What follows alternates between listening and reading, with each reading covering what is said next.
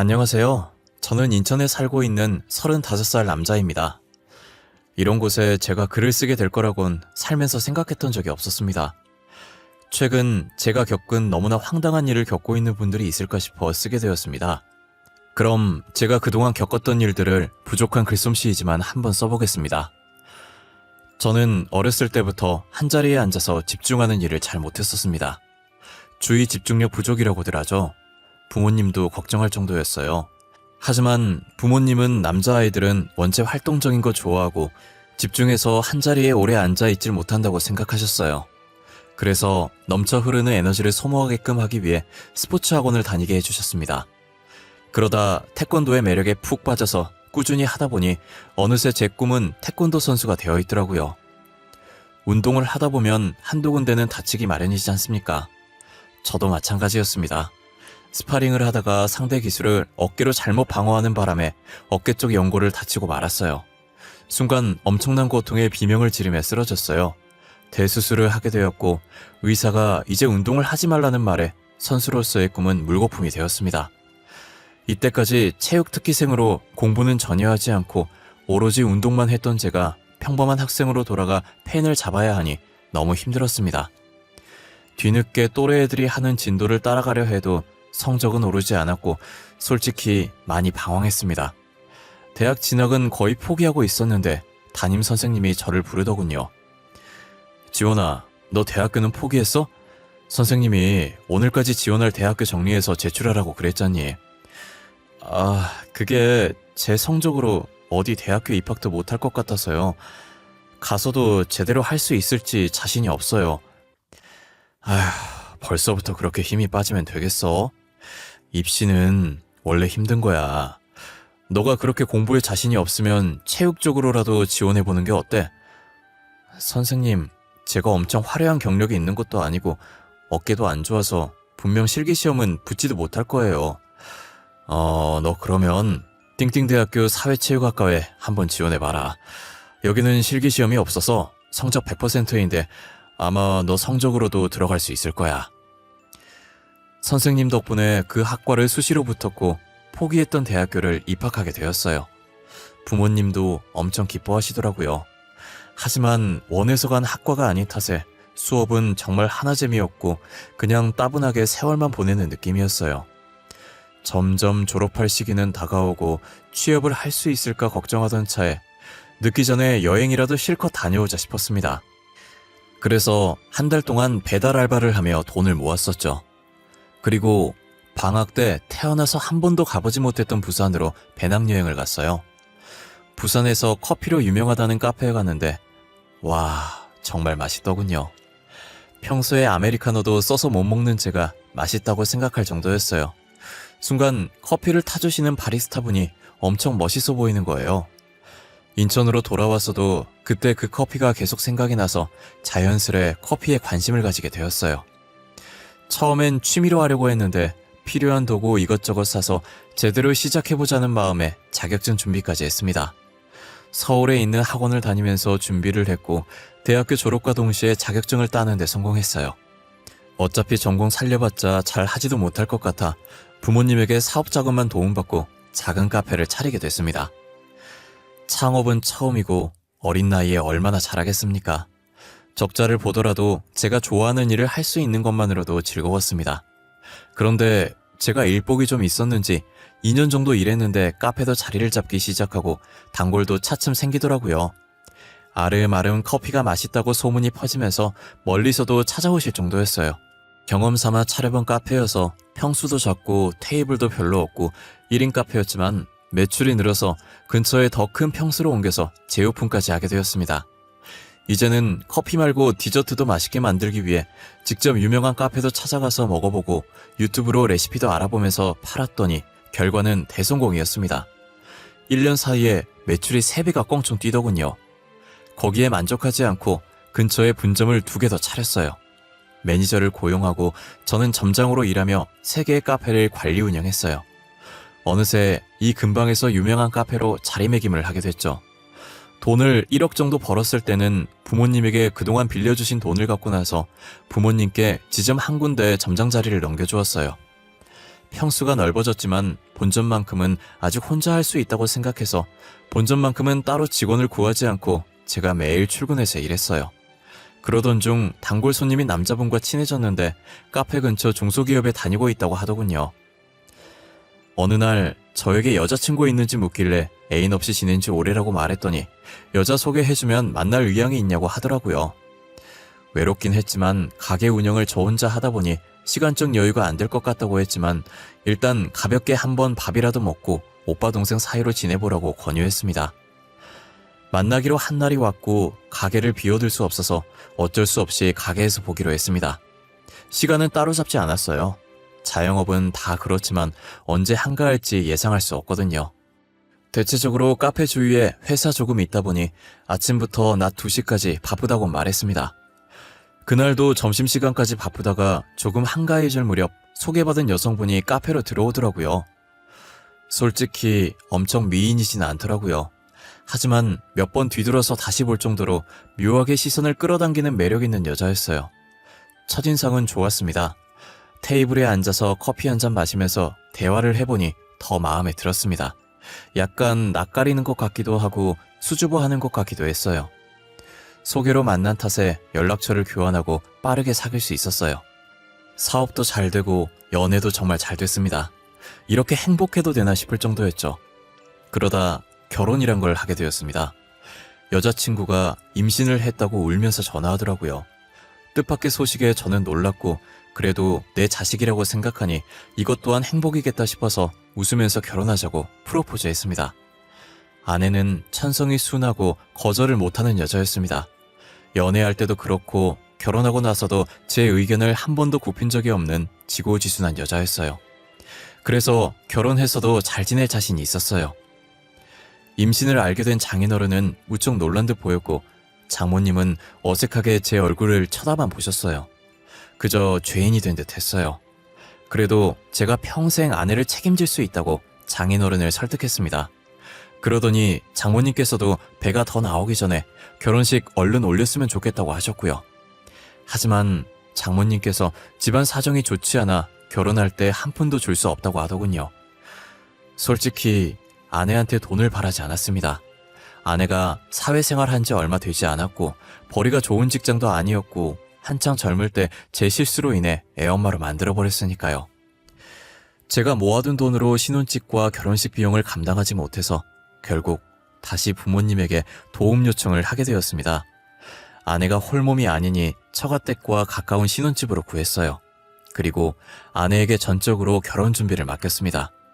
계속 미안하다는 마음이 들었거든요. 조금 과하다는 생각이 들긴 했지만 여자에겐 한 번뿐인 결혼식이니 아내가 원하는 대로 해주는 게 맞다고 생각했죠.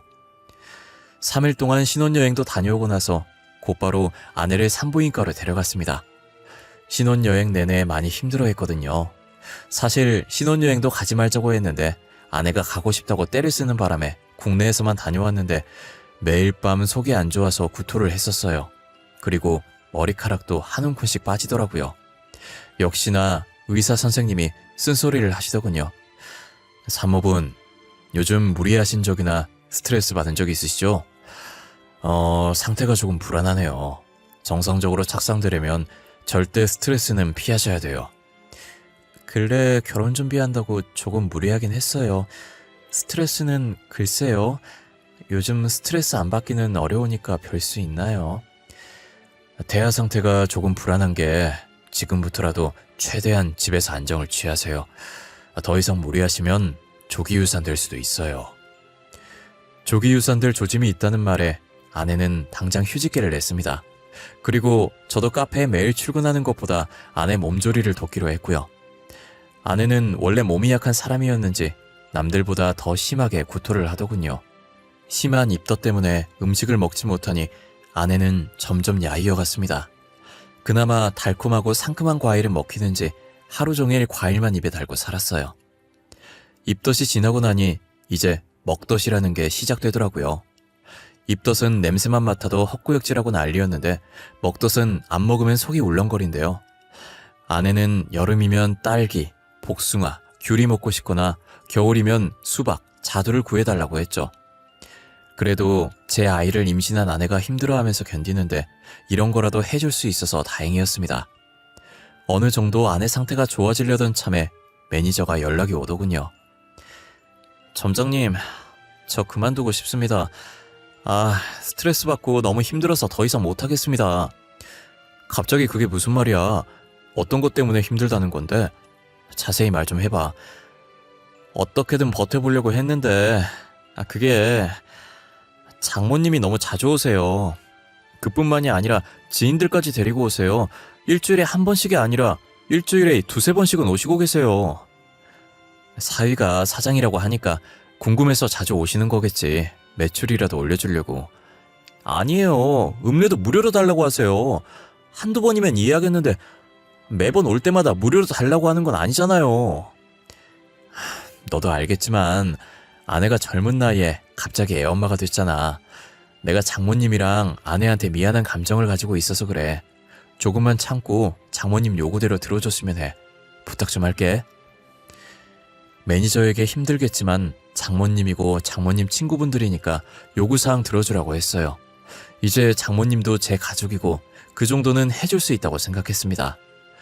사위라곤 저 하나뿐이고 공짜로 음료 몇 잔 제공한다고 카페가 망하는 것도 아니고 장모님한테 안 좋은 소리 한다고 저한테 이득될 건 없잖아요.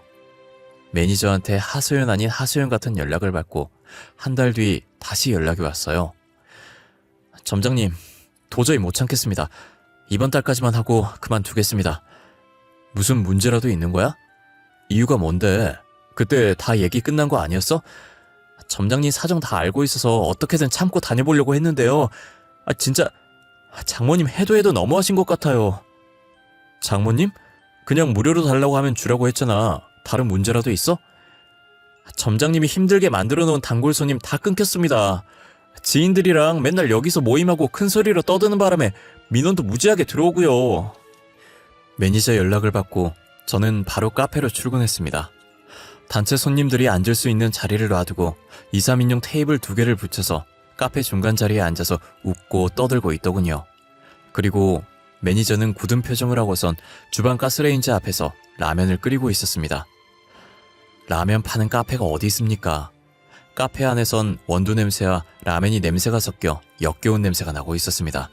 그 냄새를 맡은 손님들은 인상을 찡그리고 짐을 챙겨서 자리에서 일어나고 있더군요. 정말 기가 막혀서 말도 나오지 않았습니다. 매니저는 라면을 들고 장모님한테 가고 있길래 손에 들고 있던 라면을 싱크대에 버렸습니다. 장모님은 얼굴이 일그러진 채 저를 쳐다보고 있었고 무리들은 수군거리고 있었습니다. 장모님, 지금 뭐 하시는 건가요? 저희 카페에선 라면은 판매하고 있지 않은데요. 친구들이랑 얘기하고 있는데 조금 출출해서 매니저한테 끓여달라고 시켰어. 어떻게 카페에 음료만 팔아? 배고픈 사람들은 어쩌라고. 저희 카페는 커피 전문점이지 식사까지 제공하지 않습니다. 장모님도 출출하시면 밖에 나가셔서 드세요. 지금 카페 안에서 원두 냄새랑 라면 냄새랑 섞여서 역한 냄새 나거든요. 최서방, 지금 말하는 게 왜 그래? 얘기하다 보면 배고파서 부탁할 수도 있는 거잖아. 내가 뭐 외부 음식을 배달시킨 것도 아니고. 배달 음식도 안 되고 다른 음식도 취급 안 합니다. 그리고 제 매니저는 제가 고용한 직원이고 장모님 수발 들라고 고용한 직원 아닙니다. 심부름 시키시는 거 그만두세요. 아까부터 말 참 이상하게 한다. 내가 부려먹는 거라는 거야? 내가 최서방 장모인데 그 정도는 해줄 수 있는 거잖아. 아니요, 안 됩니다. 매니저 고용주는 저 하나입니다. 그러니까 이제 그만하세요. 장모님 무리들 때문에 손님들한테 민원이 많습니다. 자주 오시는 건 좋은데 공공장소에서 예의는 지켜주세요. 내가 지금 못 배운 거라고 돌려서 말하는 거야, 최서방? 어디 사위가 장모한테 눈 똑바로 뜨고 바득바득 말대꾸하는 건데, 그리고 내 귀한 딸 유부녀 되기 전에 임신시켜놓고 이 정도도 못해줘? 혼전 임신시킨 건 결혼 전에 찾아뵙고 죄송하다고 말씀드렸어요. 귀한 딸 저한테 맡겨주신 것도 감사하다고 말씀드렸고요. 저는 아내한테 잘하면 된다고 생각합니다. 제 아이를 가진 건 아내니까요. 네 와이프가 내가 배 아파서 낳은 딸이라고. 그 딸 엄마인 나한테도 잘해줘야 하는 게 당연한 거 아니야? 사위라는 게 내 친구들 앞에서 장모 개망신을 줘? 한참 장모님과 언쟁하고 있는데 입구에서 큰 소리가 들렸습니다. 입구 쪽으로 시선을 돌렸더니 제 부모님이 서 있더라고요. 어머니는 기가 막힌 표정으로 서 있었고 아버지는 어머니를 진정시키고 있었습니다. 제 쪽으로 걸어오시더니 장모님을 쳐다보고 화를 내기 시작했어요. 다급하게 저는 매니저를 불러서 손님들한테 사과하고 주문 금액 돌려드리고 가게에서 내보내달라고 시켰습니다. 제 개인적인 문제로 소란스러운 모습을 보이면 동네에서 소문도 안 좋게 날 거고 영업에 지장이 생길 것 같았어요. 사돈, 지금 이게 무슨 상황인가요? 왜 제 아들한테 고함을 지르고 계시냐고요? 최서방이 건방지게 저한테 말하길래 예의를 가르치고 있었어요. 원체 가정교육을 제대로 받긴 한 건지. 아니 사돈, 지금 누구 앞에서 큰 소리 치는 겁니까? 그러는 사돈은 지금 이게 가정교육을 제대로 받았다고 말할 수 있는 상황인가요? 제가 봤을 땐 제 아들보다 사돈이 더 교육 못 받으신 것 같은데요? 최서방이 말 대꾸 하는 걸 어디서 배웠는지 했는데 사돈한테 배웠나 봅니다. 하여간 그 어미의 그 자식이라고 하더니. 솔직히 말해서 제 아들이 부주의해서 임신한 건 맞지만 남자 혼자서 임신이 되는 건 아니지 않습니까? 막말로 그쪽 딸은 잘한 짓입니까? 어머니 이제 그만하세요. 장모님 오늘은 이만 돌아가 주세요. 더 이상 대화하면 싸움밖에 되지 않을 것 같습니다. 아니 나 지금 너무 불쾌해서 이대로는 못 가. 최서방이 먼저 시작했으니까 나한테 속죄의 의미로 다른 동네에 있는 카페 하나만 넘겨. 장모님 말을 듣는데 순간 제가 잘못 들은 줄 알았습니다. 결론이 어떻게 그런 식으로 나오는지 이해가 되지 않았습니다. 무슨 대화 안 통하는 벽창호와 얘기하는 기분이 들었습니다. 그건 어머니도 마찬가지였는지 벙찐 얼굴로 가만히 서 있었습니다. 내 말 안 들려? 사돈 어른이 가지고 계신 카페 지점 나 한 개만 달라고. 오늘 내가 받은 모욕에 비하면 어려운 일도 아니잖아? 오늘은 이만 돌아가시는 게 좋을 것 같습니다. 지금 안 나가시면 경찰 부르겠습니다. 사돈, 사업이 애들 장난감도 아니고 다 큰 어른이 때를 써서 되겠습니까? 지금은 보는 눈도 많으니 일단 돌아가세요. 아들이랑 상의 좀 해보겠습니다. 어찌나 고집불통이신지 생각할 필요도 없이 거절하려고 했는데 어머니는 일단 가게에서 나가게 하는 게 우선이라 생각하셨는지 장모님을 어르고 달래더군요. 그리고 제가 아무 말 없이 고개를 끄덕였더니 그제서야 만족하신 장모님이 친구들을 데리고 가게를 빠져나갔습니다. 정말 진이 다 빠지더군요. 얼른 매니저한테 진심을 다해 사과했습니다. 이렇게 심각할 줄은 몰랐다고 말이죠. 그리고 장모님은 이제 내가 알아서 해결할 테니 제발 가게를 위해서 조금만 더 일해달라고 부탁했습니다. 안 그래도 단골 손님까지 끊겼는데 능력 있는 직원까지 이룰 수는 없었어요. 매니저를 퇴근시키고 카페 문을 일찍 닫고서 어머니를 앉혀서 앞으로 장모님에게 어떻게 해야 될지 상의했습니다. 사돈, 아까 안 보냈으면 대답 들을 때까지 안 갈 것 같아서 돌려보냈어. 오늘은 이렇게 수습해서 보냈지만 다음에는 확답 들을 때까지 포기 안 할 거야. 그냥 엄마가 돈 보태줄게. 사돈 말대로 가게 하나만 내줘. 엄마, 진심이세요? 싫어요. 여기 와서도 진상처럼 하는데 가게 내주면 얼마나 더 마음대로 하겠어요. 그리고 제가 이 동네에서 자리 잡으려고 얼마나 노력한지 다 아시잖아요. 그럼 어쩌려고 그래. 사돈 포기할 것 같지도 않은데. 포기 안 해도 어쩔 수 없어요. 지점 내줬다가 망하면 제 카페에도 지장 갈 거예요. 소문 퍼지면 걷잡을 수도 없을 거예요. 걱정과는 달리 또 찾아올 줄 알았던 장모님은 가게에 오시지 않았어요. 그리고 아내도 출산일이 다가와서 따로 장모님을 신경 쓰지 못했었죠. 아내는 무려 10시간 동안의 진통 끝에 어렵게 딸을 낳았어요. 그런데 장모님은 조리원에 단 한 번도 오시지 않으셨어요. 저한테는 귀한 딸이라고 고래고래 소리를 지르면서 카페 내놔라고 하실 땐 언제고 참 어이가 없더군요. 아내는 한 달 정도 제가 예약해둔 최고급 산후조리원에 있다가 집에 돌아왔습니다. 그런데 난데없이 저희 본가로 들어와서 살자고 저를 설득하는 게 아니겠습니까? 아내한테 그 이유를 물어봐도 속 시원하게 말도 해주지 않았습니다. 여보 어머님도 우리 아이 보고 싶을 거고, 그래서 그런데 우리 결혼하기 전에 살던 집 팔고 그 돈 엄마 주면 안 될까? 갑자기 그게 무슨 뚱딴지 같은 소리래? 그걸 왜 팔아? 그리고 신혼집을 팔아서 왜 장모님을 줘? 그 집 사준 건 우리 부모님인데. 섭섭하게 왜 그래? 내가 시댁 들어가서 잘할게. 그럼 됐지. 우리 엄마 한 성격 하는 거 알잖아. 나를 봐서라도 그렇게 해주면 안 될까? 너 아이 낳은 지 고작 이틀 됐어.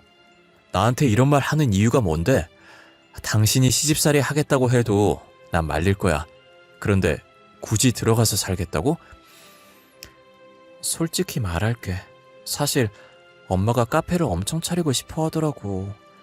나 조리원에 있을 때 전화 와서 신혼집 팔아서 가게 안에 차리게 해달라고 말하셔서. 아니, 그런 일이 있으면 진작에 나한테 말을 했어야지. 그리고 장모님은 여보 애 낳고 한 번도 찾아온 적 없으면서 양심 없게 너한테 그런 부탁까지 하신 거야? 여보, 내가 정말 미안해. 사실은 엄마가 우리 오빠는 엄청 아끼는데 나는 싫어해. 항상 첫째를 위해서 나는 희생해야 된다고 하더라고. 진짜 지긋지긋하네.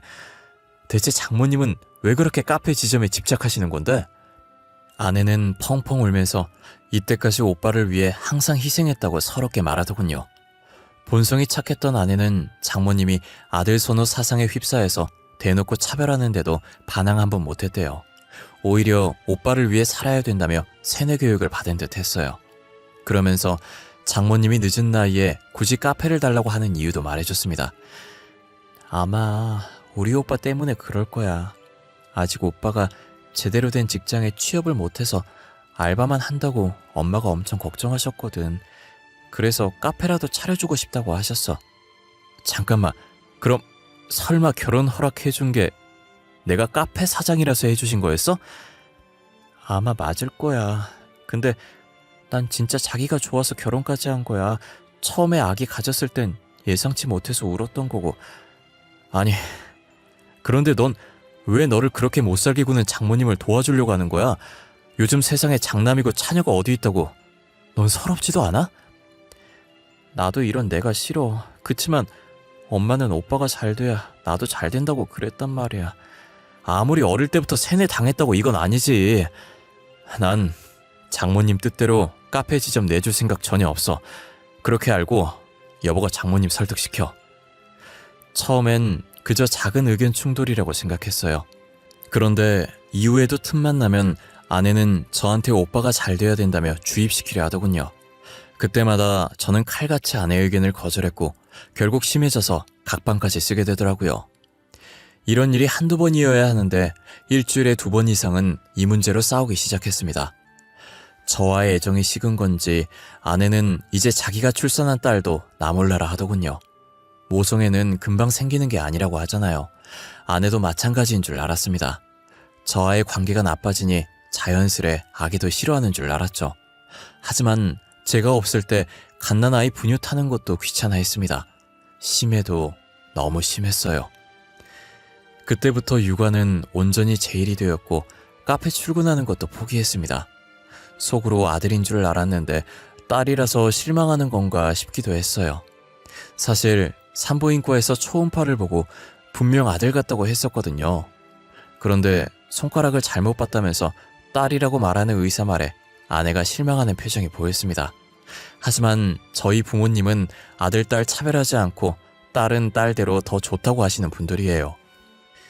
1년에 가까운 시간 동안 장모님의 카페 투쟁을 시작으로 육아 문제로 번지더니 이제는 서로 얼굴 보기도 두려워하는 사이가 되어버렸습니다. 얼른 아내가 정신 차리고 모성애를 느꼈으면 하는 생각으로 버텼어요. 분명 자기 자식인데도 심하다 할 정도로 무신경하게 대하는 모습을 보고 아내에 대해서도 실망하게 되고 지칠 대로 지쳐버렸었죠. 차라리 가정의 평화를 위해 장모님한테 카페를 차려줄까 생각도 했었습니다. 그런데 며칠 뒤에 모르는 번호로 제게 전화가 왔어요. 아무리 물어도 자기 신원을 밝히지도 않고 아내에 대해 말할 게 있으니 약속된 장소로 나오라고 하고 끊더군요. 처음엔 이상한 사람인 줄 알고 안 나가려고 했거든요. 그런데 아내가 자기 자식 버려두는 것도 수상하고 저희 아내 이름을 아는 걸 보니 신뢰가 가기도 해서 약속된 시간에 맞춰 나갔습니다. 한 남자가 제 얼굴까지 알고 있는지 저보고 여기 오라며 손짓하더군요.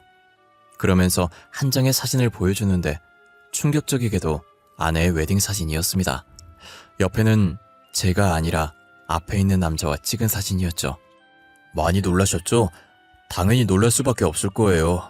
은정이한테 못 들었을 테니까요. 두 분 결혼하기 전까지 저희 2년 동안 연애했었어요. 당연히 서로 결혼까지 약속한 사이였고요. 서로 결혼까지 얘기했다면서 왜 헤어지셨나요? 저한테 이런 얘기를 꺼내시는 이유가 뭐예요? 은정이 제가 정말 많이 사랑했었어요. 그래서 결혼까지 하려고 은정이 부모님한테 결혼 허락 받으러 갔는데 죽어도 안 된다고 하시는 바람에 못했어요. 초면에 이런 말 하긴 그렇지만 돈이 없다는 이유로 허락을 못 받았어요. 그러면 결국 은정이랑 헤어진 거 아닌가요? 은정이 저랑 결혼해서 잘 살고 있는데 굳이 이런 얘기를 제가 들어야 하나요? 은정이가 낳은 얘기는 잘 크고 있나요? 은정이 닮았으면 이쁠 것 같은데. 이상한 말 하지 마시고 여기 나오게 한 이유가 뭐냐고요. 설마 다시 은정이랑 사귀고 싶어서 온 건 아니겠죠? 눈치가 너무 없으시네. 은정이 임신한 걸 제가 어떻게 알았을까요? 혹시 아이가 크면서 아빠를 닮아가던가요? 아마 아닐 텐데. 순간 누군가 제 뒤통수를 망치로 때리는 기분이었습니다. 저 남자가 은정이가 출산한 걸 어떻게 알았을까요? 아직 아내와 연락하고 있었던 걸까요? 남자의 말에 손이 덜덜 떨리더군요. 아마 제 아기일 겁니다. 은정이가 저한테 얘기하진 않았지만 헤어질 때 은정이가 임신한 사실을 알고 있었거든요. 그래서 다시 잡으려고 했는데 곧바로 다른 사람 만나서 결혼까지 하더군요. 아내가 낳은 딸이 제 아기가 아니라뇨. 믿을 수 없었고 믿고 싶지 않았습니다. 하지만 흔쾌히 결혼을 허락해준 장모님과 자기 배 아파 낳은 딸을 모른 척하는 아내. 둘의 모습이 머릿속을 스쳐 지나가더군요. 혼전 임신해서 급하게 결혼식을 올려야겠다던 장모님의 말이 떠올랐습니다. 애초에 제 핏줄이 아닌 걸 알면서도 아내를 돈 많은 남자와 결혼시키려는 장모님의 욕심이 치가 떨렸습니다. 집으로 돌아오자마자 어머니에게 맡겨둔 딸아이의 머리카락을 떨리는 손으로 비닐에 담아놓았습니다. 그리고 제 머리카락과 함께 유전자 검사센터에 돈 주고 의뢰를 했어요. 최대한 빨리 해달라고 하니 하루 만에 휴대폰으로 결과를 보내준다고 하더라고요. 최서방이 어쩐 일로 온 거야? 혹시 사업 얘기 때문에 온 거야? 아유, 잘 왔어. 그러게 빨리 주면 좋았을걸. 고집은. 아니요, 그 얘기 아닙니다. 그냥 여기서 얘기하겠습니다. 장모님, 저한테 할 말 없으세요? 저희 결혼에 대해서건 아내의 임신에 대해서던지요. 제 질문에 아내의 얼굴은 하얗게 질렸고 장모님은 굳은 채 서 있기만 했습니다. 두 사람의 표정을 보고 굳이 친자검사 결과를 보지 않아도 알 수 있을 정도였어요. 저는 장모님과 아내에게 속아서 사기 결혼을 당해버렸던 거예요. 어떻게 눈 하나 깜빡하지 않고 거짓말을 하는지 소름이 끼쳤어요. 오늘 제가 누굴 만났는지 아세요? 처음 보는 남자가 은정이 전 웨딩 사진을 보여주더군요. 장모님과 아내뿐만 아니라 장인어른과 형님도 벙찐 얼굴로 두 사람을 바라봤습니다. 아내는 아예 다리에 힘이 풀려서인지 주저앉았고 장모님은 끝까지 버티고 있더라고요. 괘씸했습니다. 멀쩡한 제 인생을 송두리째 망쳐버린 사람이잖아요. 그리고 그 아이가 제 자식이 아니란 것도 말해주더군요. 진짜 당신들, 그러고도 사람이야? 어떻게 소중한 생명으로 사기를 칠 수가 있어? 최서방이 무슨 말 하는지 모르겠는데? 그 사람이 누군지 나도 몰라. 최서방, 괜히 이상한 사람이 한 말에 휘둘리지 마. 오늘은 얘기할 정신이 아닌 것 같은데 이만 가봐. 끝까지 발뺌 하시네요. 저한테 제발 사실대로 얘기하세요. 여보, 내가 다 얘기할게. 그러니까 집에 가서 나랑 따로 얘기하자. 어? 은정아, 지금 무슨 소리 하는 거니? 따로 얘기할 게 뭐 있다고 그래? 장모님은 계속 발뺌하고 있는 상태에서 제 휴대폰 알림이 울렸습니다. 확인해보니 친자 검사 의뢰한 병원에서 온 결과 메시지였죠. 예상대로 저는 친자 브리치 결과를 받았습니다. 더 이상 화도 나지 않고 어이가 없어 헛웃음만 나왔습니다. 병원에서 연락 왔네요. 아기가 제 아이가 아니라고 하네요. 이렇게까지 증거가 나왔는데 언제까지 모르쇠로 일궈나실 예정인가요? 알고 싶은 게 뭐야? 이미 다 알았다면서. 왜? 사과라도 듣고 싶어서 그러는 거야? 난 지금도 잘못한 거라고 생각하지 않아. 정말 뻔뻔하십니다. 장모님, 저를 그냥 물주로 생각하고 있었나 봐요? 그래, 돈 많아 보여서 허락했다. 왜? 우리 장남한테 콩고물이라도 떨어져야지. 그런데 어째 있는 사람들이 더 하다고 하더니 어쩜 돈 한 푼 안 넣어주려고 기를 쓰는지 원. 여보, 내가 잘못했어. 엄마가 애 아빠 속여서라도 잡으라고 했어. 난 싫다고 했어. 그런 거짓말을 하는 게 아니라고 해도 어쩔 수 없었어. 저는 더 이상 말하는 건 무의미하다고 생각해서 그대로 장모님 집을 나왔습니다. 신혼집으로 가서 박스에 아내의 물품들을 넣기 시작했어요. 어느 정도 아내의 짐을 정리하고 있을 때 현관으로 아내가 들어왔습니다. 제가 하는 행동을 보더니 무릎을 꿇고 빌더라고요. 못 본 척하고 하던 일을 계속했어요. 그리고 퀵서비스를 불렀어요. 잘 들어. 난 더 이상 너랑 살 이유 없어. 짐은 고이 싸서 퀵으로 보내줄게. 그리고 네가 낳은 네 자식 지금 당장 데리고 가. 정말 미안해. 한 번만 용서해주면 안 될까? 평생 옆에서 살면서 속죄하면서 살게. 처음엔 엄마가 시키는 대로 한 거 맞지만 나 자기 사랑해서 결혼한 거야. 진심이야. 정말 미안하면 나한테서 떨어져. 너한테 혼인무효 소송 걸 거야. 니네 엄마한테 손해배상 청구할 거고 마음의 준비하라고 미리 알려주는 거야. 그렇게 아내를 집에서 쫓아내고 변호사를 선임해서 두 사람에게 민사소송을 걸었습니다. 저한테 매일 빌면서 연락 오는 아내한테 별 감정 따위 들지 않았습니다. 오히려 평생을 장남에게 치여서 자기 의견 따위 없이 살아온 아내의 인생이 불쌍하고 가여워 보이더군요. 2주 후 법원 출석장을 받았는지 장모님께서 연락이 왔었어요. 또 뻔뻔하게 죄를 인정 못하고 소송 취하하라며 화부터 내시더군요.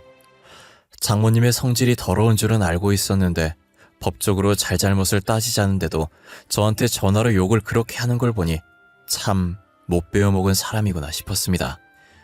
저희 부모님은 제가 하고 싶은 대로 하라고 비용까지 전부 대주신다고 했어요. 처음엔 어머니가 아이가 불쌍하다길래 우리 자식 아니라고 정태라고 했습니다. 저라고 안 그러고 싶겠습니까? 아내가 방치한 아이를 1년 동안 저 혼자 키웠었고요. 그런데 딱 하나 장모님 때문에 그쪽 가족과는 인연을 끊고 싶었습니다. 만약에 정 때문에 아이를 거둬들이면 나중에 무조건 돈 내놔라 할 인간이었거든요. 장모님이 제 부모 욕까지 하면서 성질 돋구길래 무릎 꿇고 빌면 생각해보겠다 했는데 자기 자존심이 먼저인지 머리 회전이 느린 건지 죽어도 사과를 안 하시겠다고 하더라고요. 그냥 제가 먼저 전화를 끊었습니다. 이 글을 적으면서도 소송은 계속 진행 중이었고 어제가 마지막 선고날이었습니다. 아내는 더 이상 아무것도 할 수 있는 게 없다는 걸 알고 소송에 항소하지 않아 패소했고요. 그런데 장모님은 결과에 승복하지 못하고 화를 내다 법정에서 쫓겨나 버렸어요. 이제 장모님도 아니군요. 아줌마네요. 그 성질 더러운 아줌마한테 그동안 카페에서 영업방해로 피해받은 금액과 무단 취직하면서 매니저 힘들게 한 정신적 피해 보상금까지 한 번에 소송 걸어서 총 1,000만 원 받기로 결정났습니다. 길었던 손해배상 소송에 정말 힘들었습니다. 그런데 웃긴 건 전처는 장모님한테 문전박대를 당했다고 하네요. 장인어른은 장모님 기에 눌려서 절대 자기 의견 안 내세우는 사람이었거든요. 그런데 보다 못해 아내를 감싸고 놀자 장모님이 장인어른까지 쫓아냈다고 하더라고요. 결국 전처는 전 약혼자에게 염치불구하고 연락했다고 합니다. 그 남자도 참 대단한 게 그 여자를 얼마나 사랑했으면 아이까지 둘이서 같이 키운다고 하더라고요. 여러분들은 제가 더 복수하길 원하실 텐데 안타깝게도 이게 끝이네요. 저는 더 이상 복수하고 싶진 않아요. 전처가 이때까지 어떤 대우를 받고 살았는지 안 들어도 뻔하니까요. 죽어도 장난만 생각하고 전처를 이용해 먹으려는 게 아무리 생각해도 참 여러모로 대단한 아줌마네요. 다행인 건 장모님께 카페를 내주지 않아서 제 사업은 문제가 없이 다시 일어섰어요. 물론 재판 중에도 카페에 나가서 평소보다 2배는 더 열심히 일했습니다. 과거는 잊고 돈이나 벌려고요. 제가 원하는 대로 해결됐으니까 털어버리고 제 인생 살려고 합니다. 제 긴 이야기 들어주셔서 감사합니다. 환절기인데 다들 감기 조심하시고 건강 챙기면서 살아가셨으면 합니다.